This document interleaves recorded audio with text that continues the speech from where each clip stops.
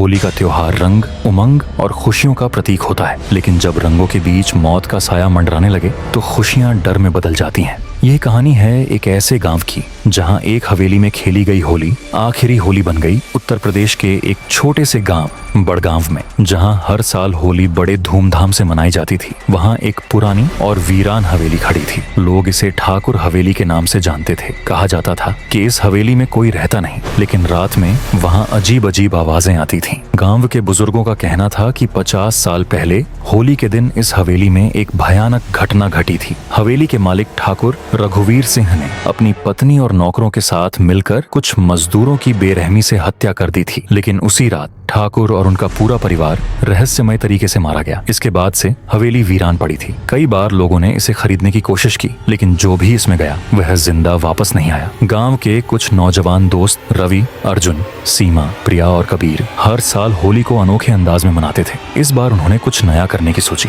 रवि ने कहा, इस बार हम ठाकुर हवेली में होली मनाएंगे। गाँव वाले तो बस डरते हैं, लेकिन हमें भूत प्रेत जैसी चीजों पर विश्वास नहीं। अर्जुन को यह विचार पसंद आया। उसने मजाक में कहा, अगर सच में भूत हुआ तो क्या होगा? सीमा हंसी और बोली, तो फिर हम उसे भी रंग लगा देंगे। सब हंस पड़े और तय हो गया कि वे रात 12 बजे ठाकुर हवेली में होली मनाएंगे। रात को 12 बजे वे सभी हवेली पहुंचे। चांदनी रात थी, लेकिन हवेली के आसपास अजीब सन्नाटा पसरा था। कबीर ने कहा, यार कुछ अजीब सा लग रहा है। प्रिया ने मजाक में कहा, डरपोक मत बनो, अब जब आ ही गए हैं तो होली खेल कर ही जाएंगे। वे जैसे ही हवेली के अंदर घुसे, उन्हें लगा कि किसी ने उनके कदमों की आहट सुनी हो, लेकिन वे इसे नजरअंदाज कर आगे बढ़ते गए। उन्होंने रंग उड़ाना शुरू किया, गाना बजाया और नाचने लगे, लेकिन तभी हवेली के दरवाजे खुद बंद हो गए। एक भयानक ठंडी हवा चलने लगी और एक अजीब सी बदबू हवेली में फैल गई। सीमा ने डरते हुए कहा, हमें यहाँ से निकल जाना चाहिए, लेकिन तभी उनके चारों तरफ खून के धब्बे दिखने लगे। हवेली की दीवारों पर अचानक खून से हाथों के निशान बन गए। अर्जुन ने कहा, यह सब हमारी आंखों का धोखा है, लेकिन तभी एक जोरदार चीख हवेली में गूंज उठी। वे सभी जैसे ही दरवाजे की तरफ भागे तो देखा कि दरवाजा अपने आप बंद हो गया। तभी उनके सामने कुछ आकृतियां उभरने लगीं। ये वही मजदूर थे जिन्हें 50 साल पहले मारा गया था। रवि कांपते हुए बोला, हमें माफ कर दो। लेकिन उनमें से एक आत्मा गुस्से में बोली, तुम लोगों ने इस जगह की पवित्रता भंग की है, अब तुम भी वही सहोगे जो हमने सहा।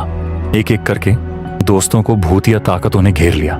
कबीर अचानक हवा में उठ गया और और उसकी गर्दन मुड़ने लगी। देखते ही देखते उसकी लाश जमीन पर गिर पड़ी। प्रिया चीखते हुए बोली, हमें जाने दो प्लीज। लेकिन तभी एक सफेद साड़ी पहने और खून से सनी हुई महिला उनके सामने आई। यह ठाकुर की पत्नी की आत्मा थी। उसने खौफनाक आवाज में कहा, अब होली नहीं, तुम्हारी मौत का खेल शुरू होगा।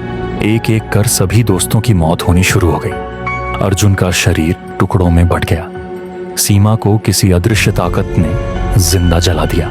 प्रिया को अंधेरे में घसीट कर ले जाया गया और फिर उसकी सिर्फ चीखें सुनाई दी।